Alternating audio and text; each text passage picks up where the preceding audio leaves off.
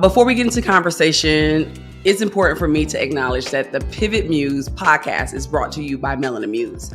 Melanin Muse is our love letter to Black women, sharing our genius and our impact on the world. Owning our narrative is our time. As you've pivoted through your life and career, who are your Melanin Muses and what impact have they made on your journey? Looking at my melanin muses, the number one person that stood out to me was my mother. My mother made a big pivot. She started out in the world of television production, and then she pivoted to being a full-time mom, a full-time stay-at-home mom. My grandma, I would say the same thing, Dorothy Dawson. She is just such a force. She's turning 99 on January 1st. So she's amazing. And then also, I would be remiss if I did not bring up Oprah. Oprah is my number one icon. She's the reason I started being in my career in general. So she would definitely be my melanin muse. I love that. But grandma at 99. So do you listen to her stories?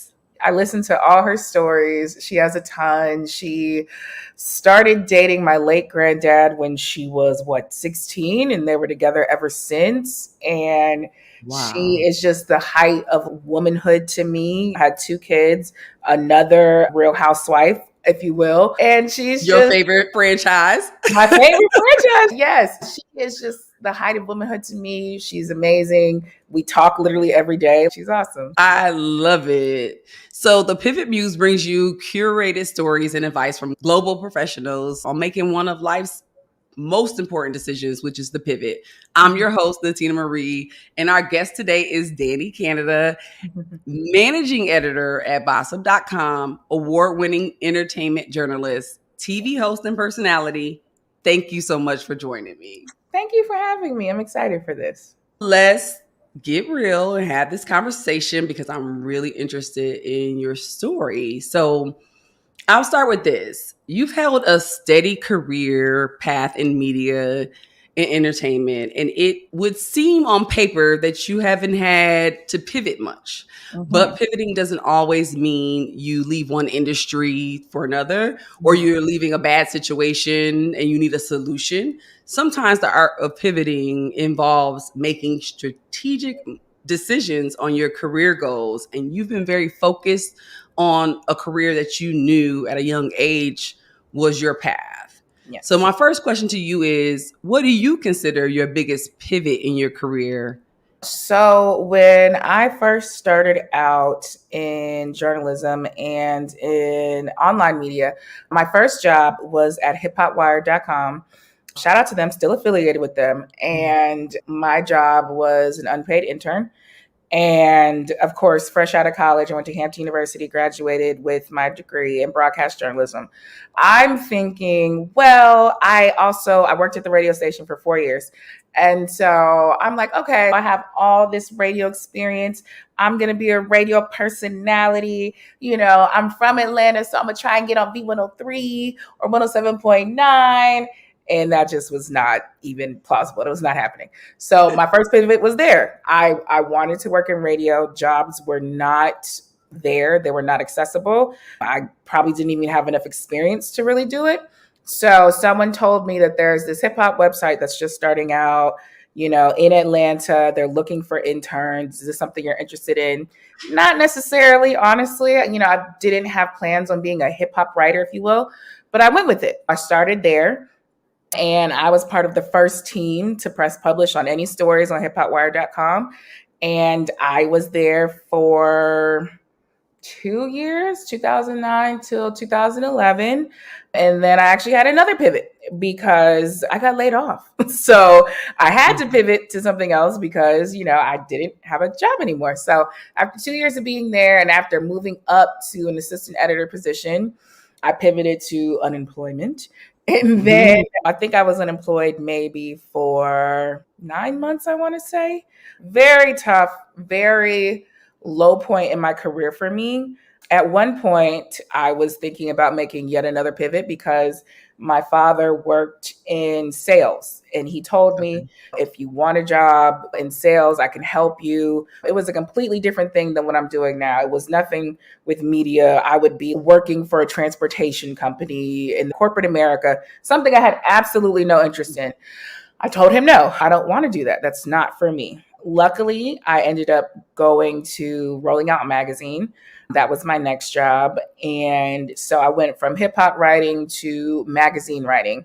And I was there for another 2 years. So I pivoted from radio to hip hop writing to publishing, and then now to my full time career where I am now at Bossip.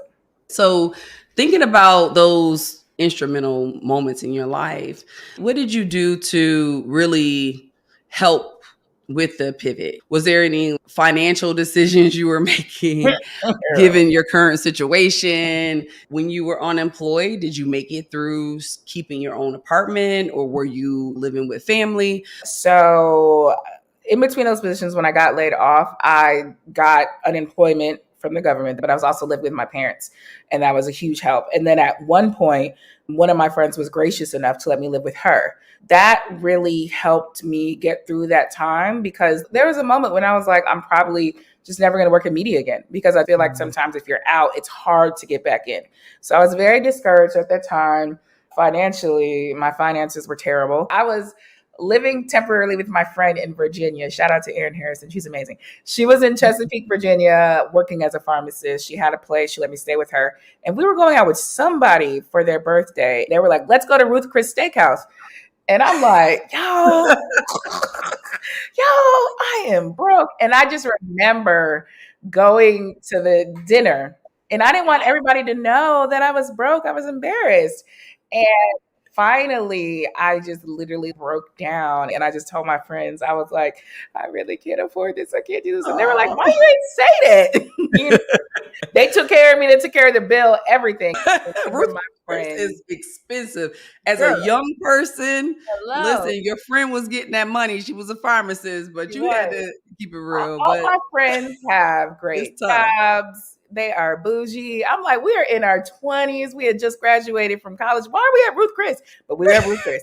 So, girl, it was very rough. So you take the job at Rolling Out. Yes. Are you still writing entertainment news at Rolling Out? I'm still writing entertainment news, but this is a magazine publication. So we're doing cover stories. I would go out to photo shoots, and I would interview the talent that was there. Like I did a photo shoot with Jocelyn Hernandez. I did one with like Gloria Govan and Matt Barnes when they were together at the time up in New York. So I'm going out. I'm really on the scene. But it was different. It was more strict. We had a very strict copywriter who was always cutting up my work. And I was just like, oh my gosh, this is really rough. But I got a lot of great experience in the 2 years that I was there. When you realized that radio wasn't going to work and it really wasn't your passion to stay in radio, what did you have to do to get that first kind of internship that put you there? 4 years of being on radio for college and doing your internship, how did that help you with the transition? Yeah, so when I was at the radio station, I was also the traffic director. I was one of the hosts while I was there. We did a show called Mean Girls Radio. And then I had a slot on the Workday Jazz set. And that to me really helped me. Number one, it got me used to working by myself and being a self-starter. A lot of times when I was in the station by myself, it helped me gain that like hands-on experience for sure. And we had like an analog system. We didn't have like the digital systems they have now. So we literally would have like CDs, and you're pressing the button and then you turn it off and then you turn your mic on and, hey, I'm Dani Canada. And so it was very like old school. So to me, it helped me gain that like hands-on experience for sure. When I landed my internship, honestly, that was the power of making connections. I had someone in Atlanta. He knew that I was trying to break into media. And one of the things that I always tell people is don't think any opportunity is too small. In media, nothing really is too small. You never know where it'll lead. So I know media is tough in general, and like, a tough business to be in. Entertainment, tough business. I done quit it, came back, quit it, came back. Best believe I know. We know that not everybody's lifting everybody up, but Who could you definitely give credit to? So Ryan Cameron is a radio legend here in Atlanta. And I remember when I was 14, my mom knew I had an interest in media. And she also knew that myself and my sister were getting ready for college. We need to get our volunteer hours. And so she was like, why don't you guys join the Ryan Cameron Foundation? So we did that. We were the youngest members of the foundation. We were around Ryan, we're around Rashawn Ali, we're around CJ. So this is height of like 107.9, hot 107.9 at the time. And so we're making these connections. I have a lot of respect for Ryan. When I went to college, I remember he had a scholarship for people going to college who wanted to work in media. And I remember I didn't apply for it because I was like, I don't want to take it from somebody else. Somebody else probably needs it more. And I remember he didn't cuss me out, but he was like, what's wrong with you? He was like, what's wrong with you? Take this money and you're going to college. Take this money. Stop being silly. So yes, I'm very grateful to the Ryan Cameron Foundation for that. I also want to give a shout out to Monica Kaufman, who is a legend. I think her name changed, but we're going to say Monica Kaufman. I remember waking up every day and seeing her on the news and being so excited to see her because her hair would change every time. I'd be like, ooh, is it going to be blonde? Is it going to be red? Is it going to be black? Is it short? It was a treat. And then she was just so good at her job. And I remember at one point in my career, I had reached out to her just for some advice. And she was just so sweet and welcoming. And I was like, oh my God, Monica Kaufman is talking to me, having a conversation. Also, Rashawn Ali, another Atlanta legend who I respect so much. I definitely feel like I've tried to model my career like hers. And she's just been a guiding light. I really respect her as well. Yeah, shout out to Rashawn Ali. I don't know her personally, but I've met her in passing. I met her and her daughter with their book. She's just always been genuinely sweet. And she's just dope. What? Like top to bottom. Let's talk a little bit about like your role with Bossip as managing editor. Shout out to Mikaela, our producer. This question comes from her. She calls it, who runs the world, girls? As managing editor, you share a lot of control over how content is presented to viewers and readers.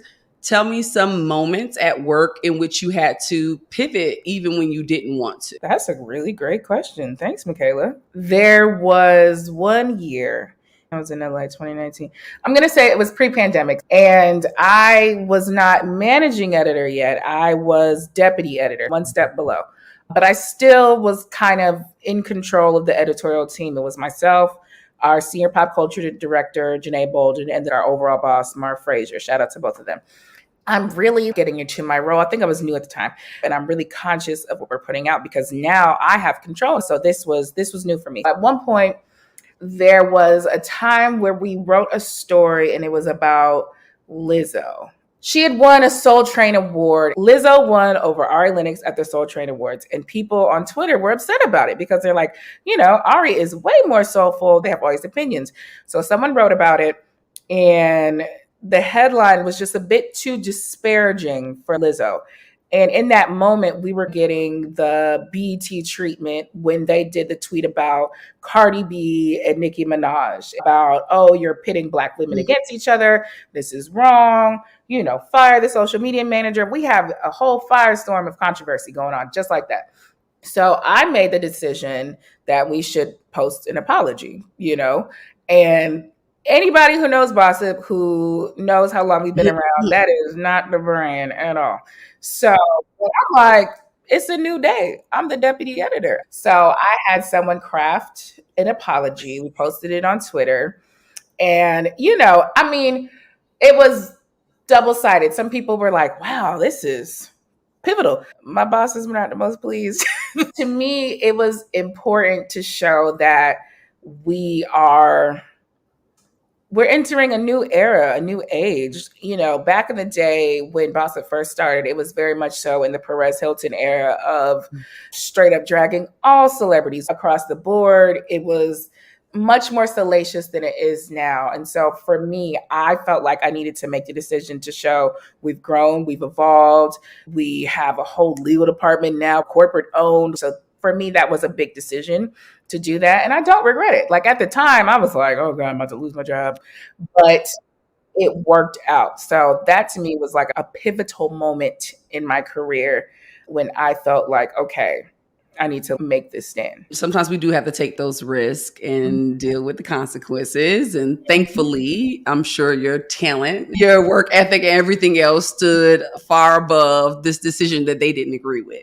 It feels like part of your path as a Black woman and in this space with entertainment news and gossip, right?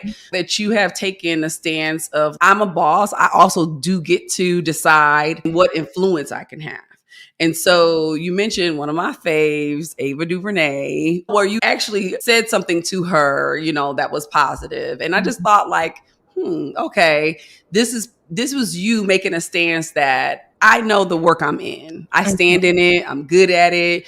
But that doesn't mean I have to go after everyone for everything. And I can have influence on how this brand grows. Yes. So I just want you to talk about that, and especially now in the position you're in. Yeah. Oh my God. So the moment you're talking about was at Essence. And this was, I think this might have been my first Essence ever. I remember I was at a screening it was for Queen Sugar. She had this new show coming out on OWN. It's called Queen Sugar. We got to go to this screening and it was great. And they had the cast there and they had celebrities there. Common is there. And I am a huge Ava DuVernay fan. I think she's absolutely brilliant. I remember when she walked in and I was like, I just feel like I need to say something. So I remember I walked up to her. I said, hi, Ava. My name is Dani Canada. I wasn't deputy editor. I wasn't managing editor. I think I'm assistant editor at this point. I'm assistant editor of Bossip.com. Just want you to know I really love your work and I will do everything I can to protect you and your brand. It was somewhere in that. And she was like, thank you. She accepted it and she received it. But for me, it was just making her know that I do know the business that I'm in. I do know that people like the salaciousness, but I'm very conscious of what I do and my brand outside of the Bossip brand itself. And I want to make sure that just because we're doing entertainment news, we don't have to go super low with it. Like nobody wants that anymore, honestly.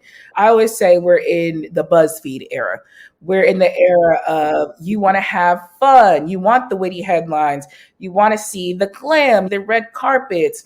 You want to see if a celeb has a funny moment. You want to talk about that. You want to talk about what's trending on Twitter. So that was me being like, okay, I know probably what you think Bossip is, but it's not all that. And I'm going to make sure that you see that in the work that we have from this, especially if I'm at a screening for one of your shows. I want you to know I'm not going to bash you. I'm not going to put something crazy out. So I felt like I needed to affirm that in that moment. And that's just something I subscribe to. For me, Bossip now is in an age of more funny headlines. And yes, there will be some draggings if it is necessary. So Donald Trump is going to always catch heat. If we're talking about the insurrection, there's always going to be some heat there. But to me, it's more entertaining to give people the news in our own special way than it is just to be ridiculous and salacious. So have you had a moment where your paths crossed again? Me and Ava? No, unfortunately not. I had the opportunity to randomly bump into her in Brooklyn. Oh. And yes, and she was just so beautiful and eloquent. Yes. And when I saw her, it was like super starstruck, but we kept it together. I was able to get a picture. I'm always so nervous to ask for pictures. I'm like, I don't want to do too much. Listen, okay, let me tell you something funny, because that was actually a funny moment that we laugh about. I was with two of my best friends, and we're from Rochester, New York. Upstate New York, shout out to upstate New York. And it's just like sometimes we be like, that was so Rochester. They didn't really know who she was. I was already following her and I'm like, oh, that's Ava DuVernay. She did this, you know, right? And it was like, oh, word. Okay, so I was like, I'm gonna ask for a picture. I want my own picture. Why did all three of us get separate pictures? We literally three best friends. And she gracefully took the picture. So you mentioned with Rashawn Ali how your ultimate goal has always been to work full-time in television. And that's your passion. You talked about how it just felt good, that energy, and it felt like that was home. So obviously you love your job. You love the work you've been doing. What do you feel like you are doing to really prepare for that day? Because obviously, if that's your passion, then you will get there. I feel like I'm really putting myself out there when it comes to interviews. I'm making sure that I'm stacking my videos. And another big thing I did this year was I got my reel made, my video reel. I have been putting it off forever. So if I do find another career in full-time television, I'm ready to go. I've been with Bossip since 2014 and I love my job, but I want to one day be able to pass the baton over to someone else. I don't want to hold this position from someone else, especially from someone else who is younger, more on the pulse of news than I am. There are these new people coming out, and I'm like, who is Annalie Chopper? Who is this? So if I can train someone else to get this position or help somebody else get this position or put them in spaces to eventually lead them to this position, I want to do that because I do want to transition out eventually. I love the fact that you're thinking about this day will come. You've been very clear on who you are and being self-aware. And that's a really big characteristic of being able to master this art of pivoting. But I love the fact that you're thinking about, I want to open the door to someone else. It's beautiful to be thinking about how do you lift someone up in your time of transitions. That's the only way I've gotten to where I am now. When I look at my majority of the positions I've had, I've never applied to. It's literally been someone being like, oh, Dani would be good for this. Even my full-time career now, my current boss, she saw me out and about an event and she was like, oh, girl, we got a position open. And, I went to an interview for it, but I didn't have to fill out an application. So for me, I'm just like, I know how this business is. I know how it goes. If you do good work, then let's talk and let's see where we can get you and land you and see where you can go from there. So where do you see yourself, your business ventures, your life in the next 5 years? And are there any other spaces? I feel like you answered this, but just talking about future. Yeah, 5 years from now, definitely in the television space. Goal is full-time on air. If it's not full-time, it's part-time, maybe with some producing on the side, maybe with some creating. Honestly, there was a point of time when I was like, maybe I should tap more into my creative side. I was thinking about going straight back to school and doing screenwriting. I definitely actually have an interest in that. I used to do my creative writing and I was like, well, what if I turn this into like some screenwriting and see what goes from there? So there's that. Girl, I hope I'm married and I hope I have a child. Okay. Let's talk about that. Hello. Check in with me 5 years from now. I'm worried about my career. Honestly, I'm worried now about where is my life going? Because when you grow up, you see it totally different. Like my parents, by this time, they're married with 2 kids. They got married in their 20s. And so they're kind of looking at me like, what you doing? what you got going on? And then I'm looking at myself like, what you doing? What you got going on? But like I would love to be settled with my family. I would love to be in a career that allows me to have time to be with my family, taking vacations. And my parents used to take me and my sister places for spring break. And I would love to have a great work-life balance where I'm still doing something that I love, which is media, but also I have this family as well. So that's where I see myself in 5 years. Mom, wife. It's going to happen. I got married I was over 40. This is the over 40 marriage. We got engaged at 38, which has been great for me to be able to talk to my other very ambitious women that has been, focused on their career. It can happen. And it's so beautiful when it's over 40. Like, it's beautiful. It's grown and sexy. You know what I'm saying? Like, okay. We're going to go ahead and go into pivot or push. I'm going to give you 3 scenarios. Just answer pivot or push. And then we'll talk really briefly about one of them. So in your mid-30s, you find yourself in a toxic work environment. Despite the toll of your mental health, the prospect of leaving a well-paying job makes the decision complex. Reflecting on your long-term well-being, you weigh the option of prioritizing mental health and pivoting over your financial stability. Pivot or push? 26-year-old Danielle probably would be like, I'm going to stick it out. I could probably make it work. 36-year-old Danielle is like, absolutely not. It's not even worth it, because if your mental is messed up and you're in this toxic environment, who knows if you're even going to have the motivation to get out of it. So you're just going to have a life of misery stuck in this place. So for me, pivot, get out. Focus on your mental health. That's a great decision. Entering a serious relationship, you discover significant differences in values and life goals. While tempted to pivot away and seek a more compatible partner, you deliberate on whether open communication and compromise can bridge the gap, or if it's time to move on for personal happiness. Is that a pivot or push? Have you been spying on me? Because this is a great question. Honey, this is a pivot. I had to do this in real life and it hurt. Quick story time. So in 2020, I was dating this guy that I really, really liked, and we were great together. We were a great couple. It was like the most harmonious relationship I've ever been in. Like, we just had so much fun together. We had one argument the whole time we were together. Everything was just flowing. It was great. And one day he just told me he already had a daughter. And he was like, Dani, I don't think I want any more kids. And so, long story short, we concluded that we're in two very different spaces. I definitely want kids. And I had to pivot away from that relationship. I had to give it up. And that was terrible. That was very much so what I would call an adult breakup, because you're like, we're both in our 30s, well in our 30s. And it was just like, it's not working. So that is a pivot. If I were, again, 26-year-old Dani would be like, yeah, we got time. We'll figure it out. 36-year-old Dani is like, no, we got to move around. We got to go pivot. Last question. You find yourself in deep debt after living a lavish lifestyle and lots of girl math. Now you're faced with a decision between pivoting, going to live with family to pay off your debt, or pushing through by cashing out on your 401k to pay off your debt and start over. Pivot or push? That's really good. So pivot is living with the family?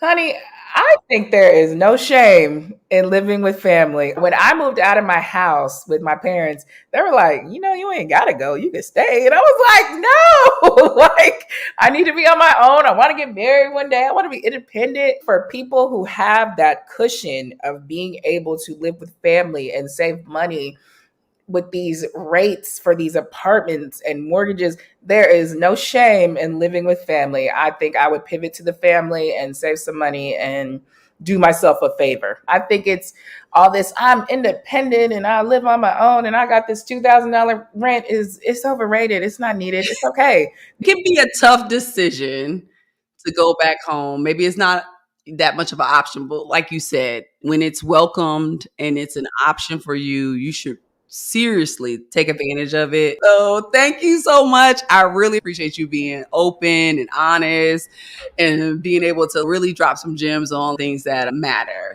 Yes. Well, thank you for having me. Thank you for doing such great research on me and making me feel really welcome. And this was a lot of fun. You had amazing questions.